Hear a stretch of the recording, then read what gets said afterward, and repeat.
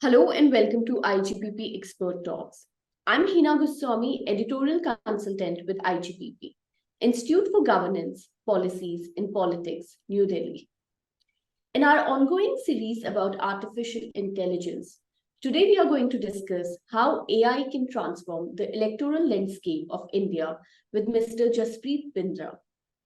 Mr. Bindra is the founder and MD of the Tech Whisperer Limited, a leading thought leader and practitioner in digital transformation, AI, and Web3 technologies. He has authored the best selling book, The Tech Whisperer, on digital transformation and the technologies that enable it. He's a global moderator for Harvard Business, educator for Duke, expert at Singularity University, visiting faculty AI and Tech at Ashoka University. Welcome to IGPP Expert Talk, sir. Thanks, Ina. It's great to be here. Look forward to a conversation. So, how do you perceive the role of AI in amplifying the challenges of misinformation and disinformation in elections and campaigns compared to traditional methods? Because the fact that fake news and misinformation has always been part of political landscape worldwide.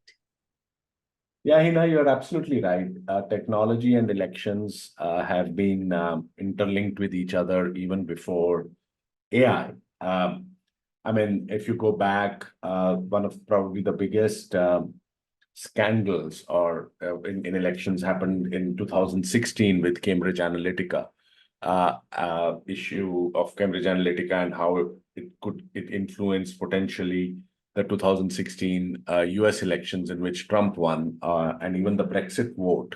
And it was said that it was this interference by Cambridge Analytica through misusing social media that these elections were influenced, and possibly the results could have been different.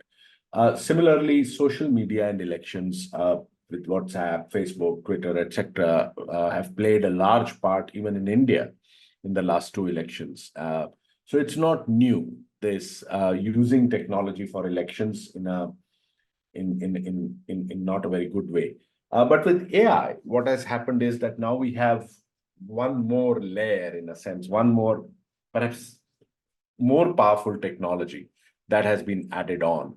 And I think the biggest fear that we have vis-a-vis AI in elections in India and otherwise in the world, there are large elections happening this year, is the fact as to how deep fakes, AI-generated deep fakes, would be used to change the discourse and to influence candidates, influence voters in a wrong way.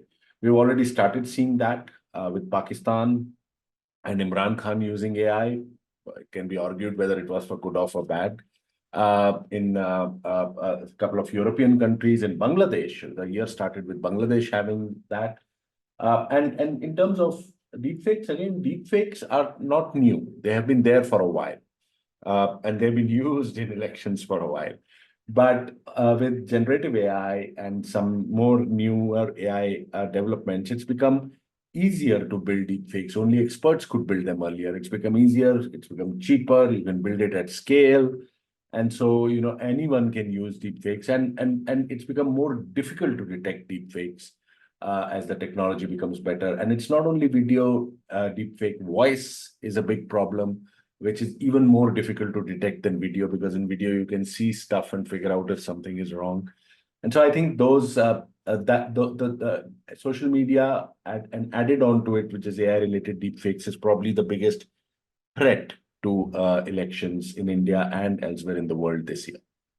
Technology can be used both positively and negatively. And while we have discussed some of the threats posed by AI, can AI also be used positively to strengthen the democracy? And how can we ensure that AI is used positively? No, thanks for asking that, Hina, because, as humanity or as humans, sometimes we like to see and hear bad news than good news.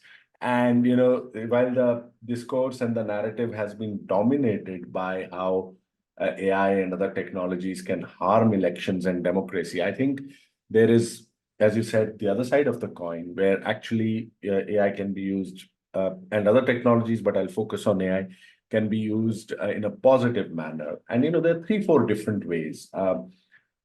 You could, for example, analyze and monitor election-related data in real time, and identify, any irregularities which would suggest fraudulent activity in certain booths, etc., etc. And AI can detect these patterns of irregularities in voter registrations, ballot submissions, etc., identifying potential concern areas, and so at scale, you can do that over large countries like India or the US.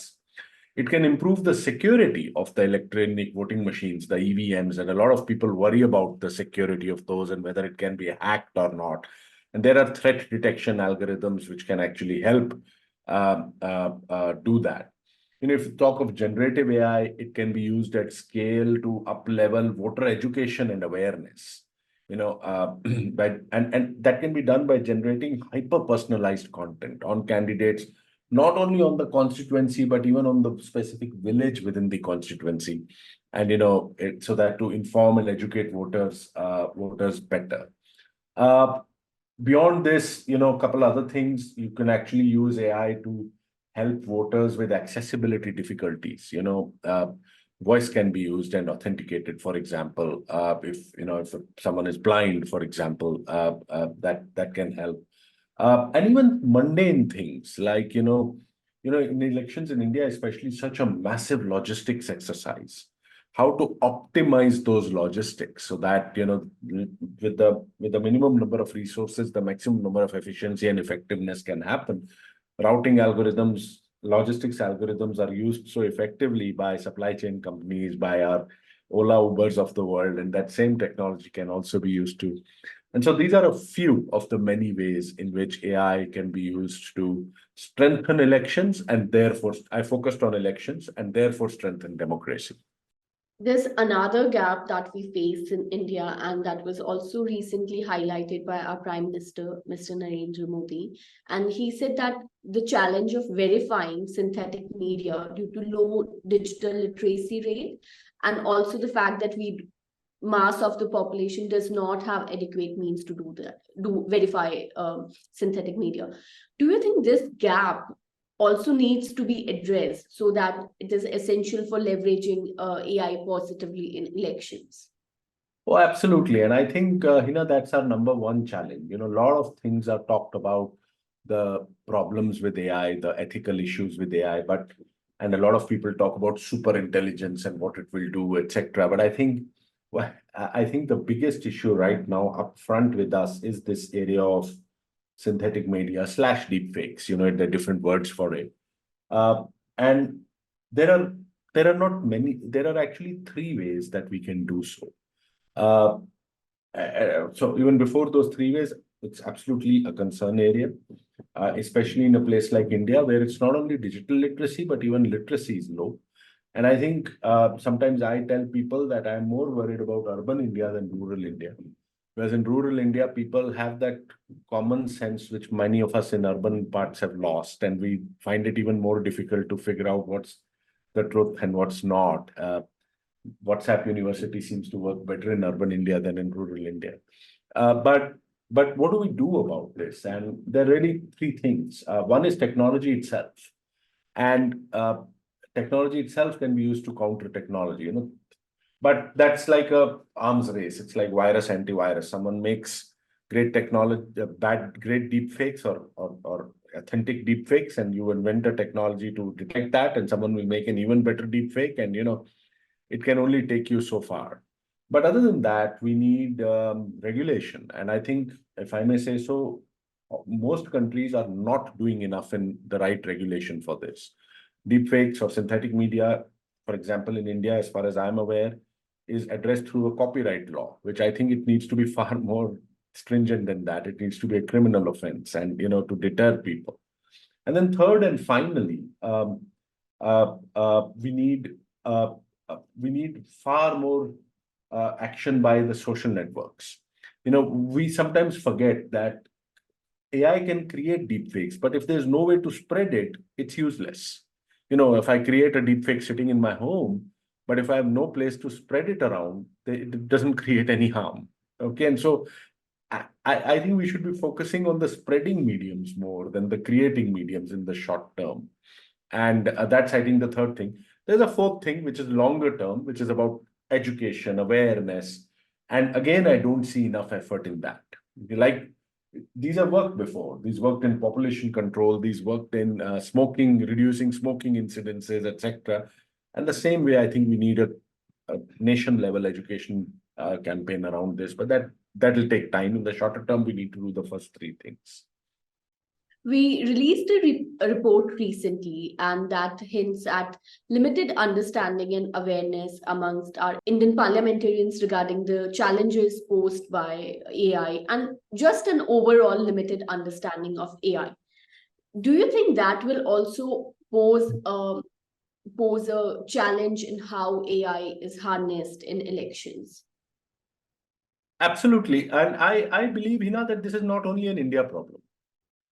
This is a problem across the world. I think it was just yesterday or today I was reading something in New York Times or one of these newspapers about how in the US, they don't have enough money to educate regulators, about AI, and they're supposed to do this huge decisions they have to take to create laws, to regulate. And so I think this is a issue which is present worldwide, and therefore certainly in India. It's been a while now, but 2 or 3 years back, I had the opportunity to talk to some MPs, members of parliament, about half a dozen of them, or a dozen of them, they were part of some IT committee or something, if I remember. And while it was great that they wanted to learn and figure out what this technology was about, the level of awareness was quite low. And, if you are kind of looking at them to then create laws, it becomes a concern. Having said that, I must say that, look, there are certain MPs and MLAs and regulators and bureaucrats who have actually a disproportionately high level of knowledge, in this. And so, this is certainly not true for everyone, but at an average level, I think it's a crying need for this education to happen at these levels, because that's going to affect everything. It's going to affect society. It's going to affect how our corporates, get empowered with AI, etc. Because the airwaves are full of AI news, and most of it is negative, frankly. And so, people will tend to get swayed by that. And so I absolutely believe that the right education is necessary. And at those levels, people aren't educated enough. This limited understanding has also resulted in some confused making and regulatory approaches by the government, because recently there was this advisory for big tech companies that was released by Ministry of Electronics and Information Technology that asked them to ask big techs to seek government approval before deploying Gen AI models. And it was later withdrawn to say that you have to label the AI generated content. Do you see this as a sign of government confusion or a lack of consultation among the stakeholders themselves? Well, yes. Yes, I'm aware of the specific issue that you're talking about. And even when it was said, I was very vocal to the people from the press, etc., who contacted me that this is going to be rolled back, okay, in the next few days. It happened faster than I thought. It is definitely confusion, but it's also about reacting to issues that happen. In this specific case, one of the large language models said something not very nice about the prime minister, I think, or one of the big leaders. And so the immediate reaction was that, this cannot happen. And therefore, before anything like this happens, you need to check. Now, anyone who has even a basic understanding of large language models would know that these are probabilistic. They are not deterministic. It's not a search engine. And also, there's a huge amount of effort, resources, money, which it is taken to build a model like this. And so if you had to send it for checking, no one is going to invest that money. Also, people would know that these algorithms are largely black box. Sam Altman is not really aware of what's happening, for example, inside the GPT-4 black box. Okay. And so you can't really, you can keep on tweaking the model through what is called reinforcement learning through human feedback. As and when these issues happen, you can make it progressively better and better, safer and safer. But you certainly cannot have a post facto check. And then even if you have a regulation like that, who's going to check? How will they check? What will they check?